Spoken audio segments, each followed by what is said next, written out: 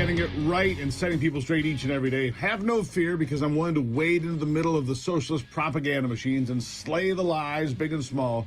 Giddy up, kids. We've got work to do. Here are the three big things you need to know right now. Number one, hundreds of millions of Chinese have been stricken with COVID-19 and only took about 3 weeks. The question is, why and why now? Two, for the first time ever, the Tennessee Valley Authority had to initiate rolling blackouts across several regions to keep up with power demand from the big blizzard. Tell me again how the Green New Deal thingy is working out for everybody. All right, number three, I'll get to that and a lot more today. But I want to ask you something really important to start, and I really need you to listen and consider what I have to say. I'll give you a little background where I've been since we last talked, and hope you had a fabulous Christmas. So since I was last here, I've been absent for a few days. You probably know that. Since I was here last, I got very ill, really sick. It happened early last Tuesday morning. I caught a fabulous stomach flu or something wonderful of that nature. I tried to start the program on Tuesday, and, well, didn't work out that great. By Wednesday evening, I was in the hospital. Thankfully, the surgery I was threatened with did not happen, and I was released without having to undergo a Christmas bloodletting, so that's good news. By the time I got out, the big winter storm was rolling into Michigan. I had a very short window to close out any shopping. I mean, the weather was awful. I was looking at the snow totals here. Some places in Michigan, well over 2 feet of snow. Anyhow, I had a little bit of a window for shopping. In an effort to close that deal, Ivy and I headed out into the Arctic blast into winter.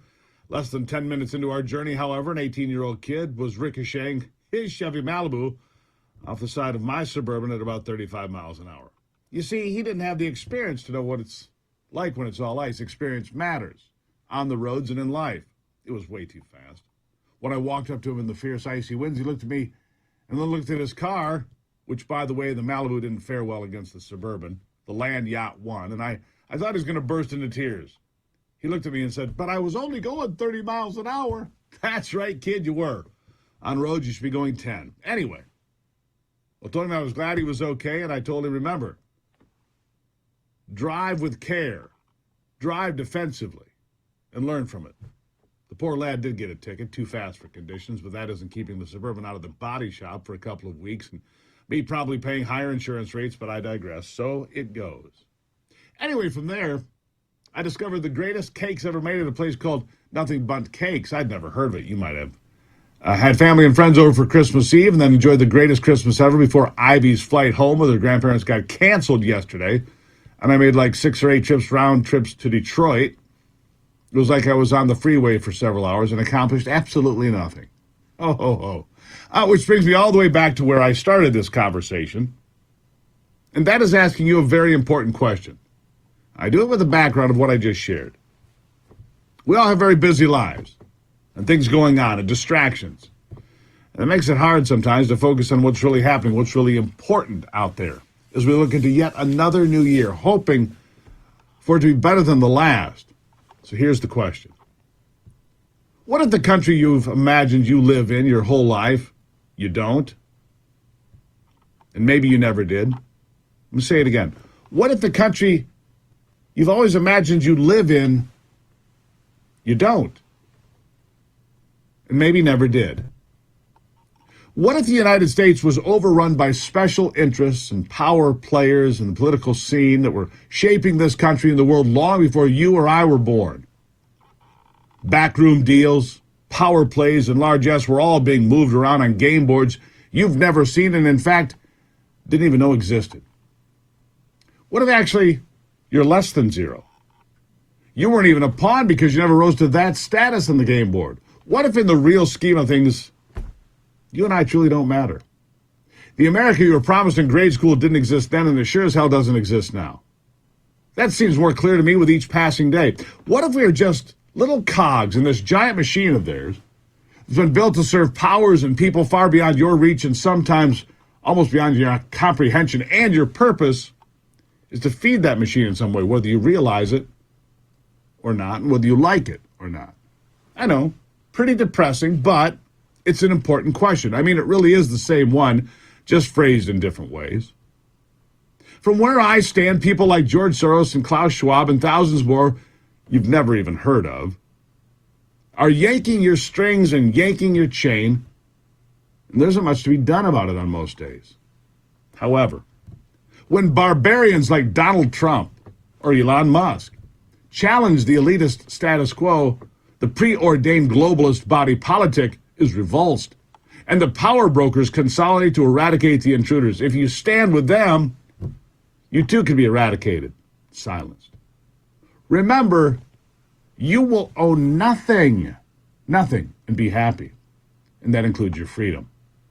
How else do you explain programs like Stellar Wind that came in the backdraft of 9/11 and under the umbrella of the Patriot Act, a move that turned the entire intelligence apparatus of the United States government inward to keep track of each and every one of us, you, me, all of us?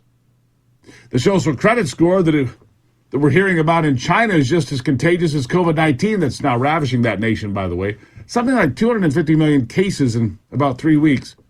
But unlike a pandemic, the virus of political power is far stronger, more powerful, and more dangerous. And it doesn't dissipate over time. In fact, I would suggest the sickness of power seems to get increasingly worse. And so when Trump's and Elon's of the world expose it to the sunlight, those behind it and their propaganda machines go into hyper overdrive. The barbarians are threats to democracy.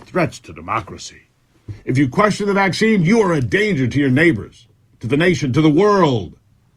If you refuse to comply, you are a threat, possibly someone who should be red flagged for noncompliance and some sort of an antisocial disorder. Surely, any firearms you have must be confiscated immediately.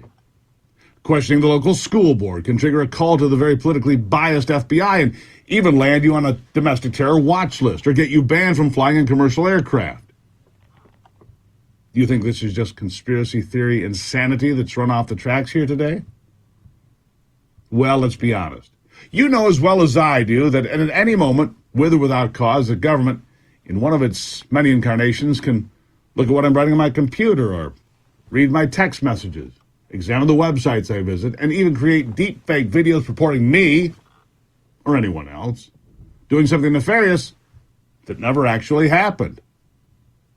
How far are the power brokers willing to go? That's the question. Clearly, they will lie about the mass collection of data right to sitting members of Congress that will sit there like the neutered sheep they are and do nothing about it. James Clapper comes to mind. They will lie on TV about espionage carried out against America that never actually happened. The Steele dossier comes to mind. They will claim they are looking out for you as they confiscate farms in the Netherlands and bulldoze coal-fired power plants right here at home, and then crow about how we need more windmills when power companies leave people to die in the cold and the dark. Seriously?